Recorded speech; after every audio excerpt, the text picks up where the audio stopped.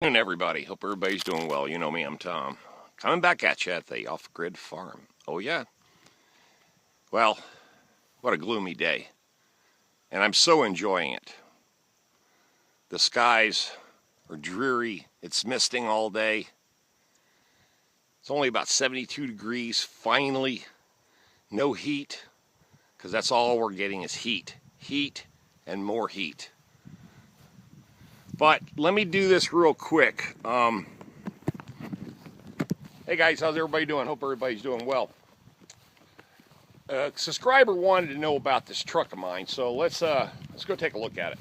Because I told him, he called me up and asked about it. He wanted to buy it, restore it, but he wanted the cab, you know, whatever's left of the parts. And I told him it's not that great a shape, but overall the cab is still there. Okay, hold on. There it is. A lot of rust. Now this has been sitting in the woods for 30 plus years. There's no floorboard in it. There's the dash. Headliner's still in it, which is weird, but cage of the seat. But there's no floor. I mean, this is pretty solid metal, but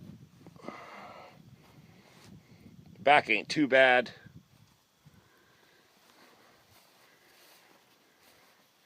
Pretty much the cab is all there. More rust on this side. This is where it was buried in the dirt a little bit more. Okay. So there, hopefully that'll give you an indication what this thing looks like. It's pretty rough, but you know, if you're a good body, a good sheet metal man, a good body man, you could take that cab and do something with it. Now, I don't know about the fenders. The headlights you could salvage. The running boards, maybe those running boards could definitely be salvaged, but probably the running boards and the cab are about the only thing that are of any value. Okay, and if you want it, you can come get it. You know what we talked about. Okay. All right, there she is. Found it out in the woods. Old moonshine running truck. As when these people had a moonshine out here and they were running liquor. But let's talk about something else that's going on in the state of North Carolina. You guys know Florence is coming this way. We got our first Category 1, as of this morning, Category 1 hurricane forming out in the Atlantic. And the European models and the American models suggest that it's possibly going to hit South Carolina or North Carolina. And it's going to be a direct hit. Okay. So, in that case, I need to get my butt up here and do a lot of little things, you know, like putting down the umbrellas, turning over my buckets, checking my equipment, making sure everything's buttoned up. Because they're talking, you know, anywhere from 5 to 10 inches of rain. Who knows?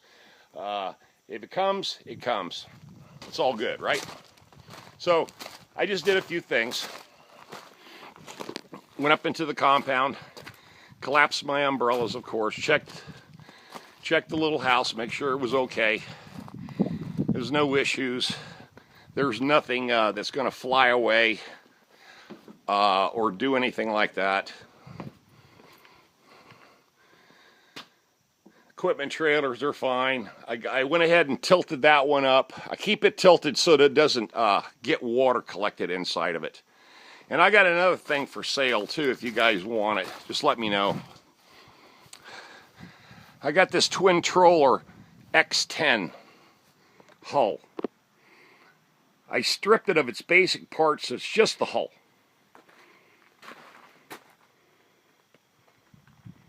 But it's big, old, damn heavy piece of plastic. I'll take $150 for it. As far as I can tell, everything looks like it's in good shape with the hull. And you can see the last time it was registered was 2017. So, you know, this is a fairly new deal. The hull. Okay, that's for sale if you want it. All right. Back to this storm preparedness mode. I tell you guys all the time about shit hits the fan, and a lot of times it's always Mother Nature. Don't I tell it? I always say that. And it's no different. It ain't no different now. Just think about it. Only a couple years ago, Matthew came through and flooded North Carolina. There's some towns like Lumberton and down on the coast and the east coast of North Carolina that's still uninhabitable. The town, they basically shut it down because it wasn't worth going back and rebuilding it, and that was from Matthew. Now, if you don't tell me, if you have a piece of land and a house you've been living on for 30 years and a storm comes by and basically throws you off your land, that's not shit hits the fan, end of the world shit. It is. That's the way you're going to be feeling about it. Anyway, who cares if a foreign army or Mother Nature? They're all badass. When they pick on you, they're badass. So I needed some water in my water tower anyway, so that's gonna definitely get filled up. The other water tower is full, no problem. And of course, pull the plug on the John boat. Make sure it doesn't sit here in water. Nothing to do with the Kubota. Turn all my buckets upside down. Make sure everything is turned upside down. Put all my wheelbarrows inside underneath the shelter. Bulldozer's not a whole lot we can do with it. It's a big old chunk of steel. But I did want to do this though. I wanted to start it up real quick. It's been sitting here for a while, so let's fire it up.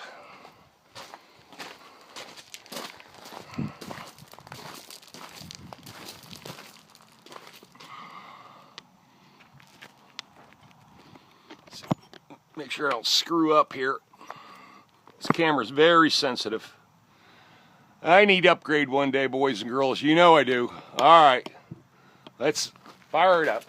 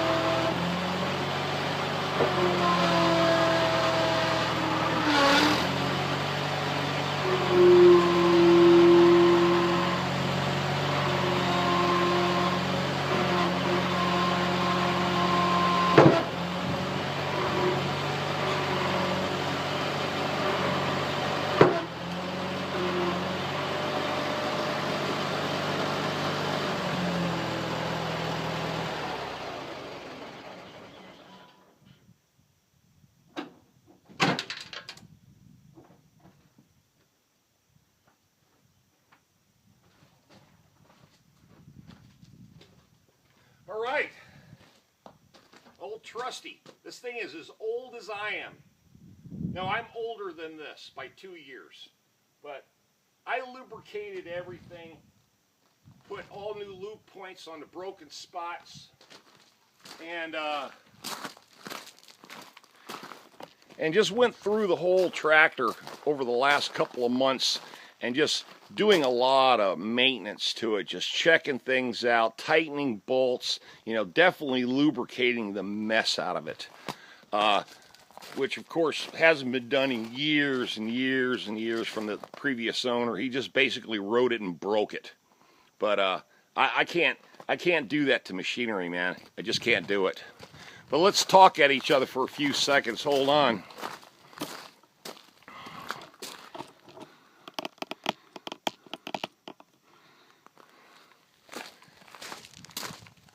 All right.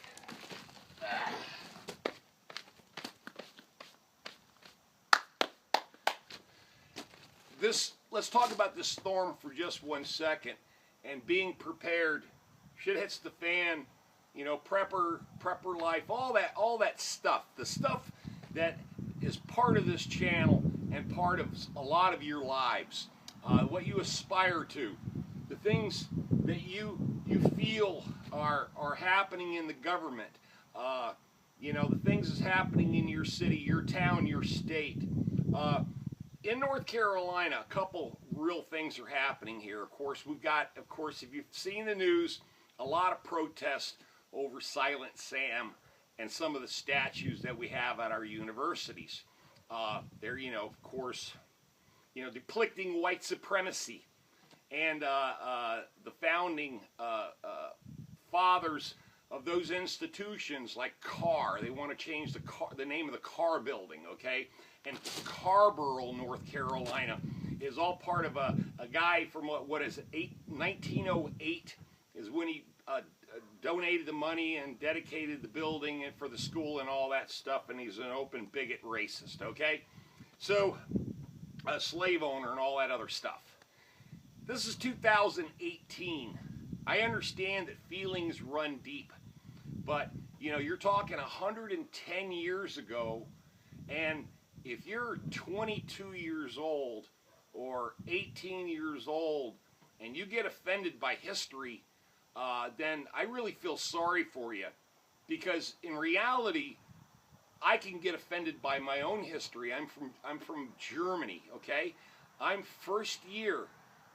Remember, I was born in 1957. The war ended in 45. My mother was arrested and basically raped by Russian soldiers. You know, she was only like 14 years old, 15 years old. So if I wanted to be pissed off about something that happened to my mother during World War II, when I wasn't born, and go crazy over that shit, I could.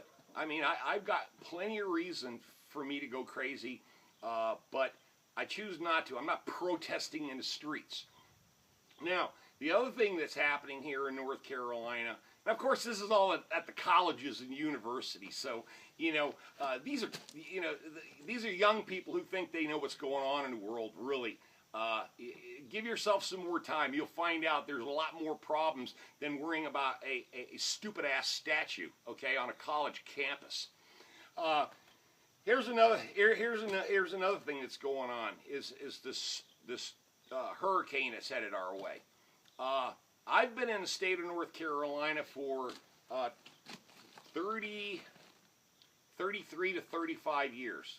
Because I was in the military, you know, back and forth, you know, coming back into the state like 4 different times. So I remember all the big weather events that has hit here. We've had them all. Just, you know, I can count probably 5 major storms in the last 30 years that have done some sort of damage. We've had tornadoes here in North Carolina. If this storm hits, it's going to be probably a direct hit, South Carolina or North Carolina.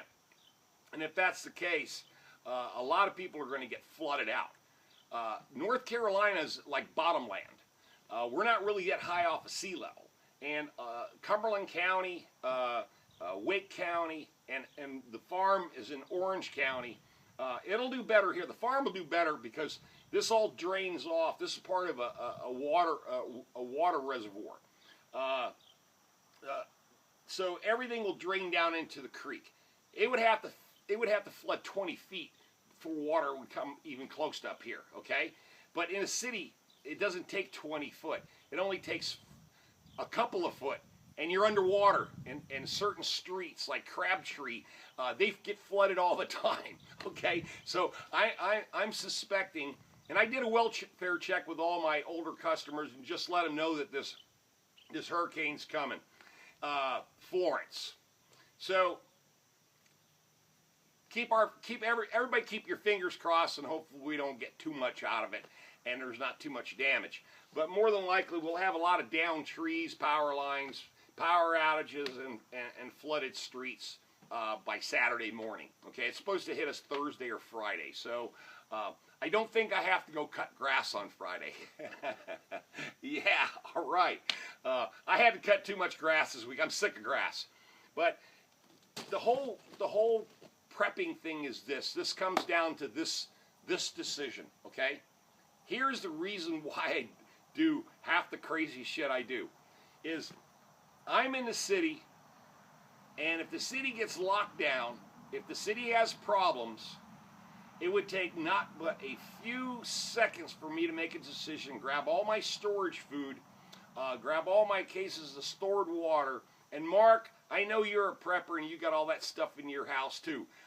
Grab my guns and grab whatever spare gear I could haul in one load and put it in a truck, leave the van and the Isuzu back in the city because I got insurance on them, who cares, and get my ass up here.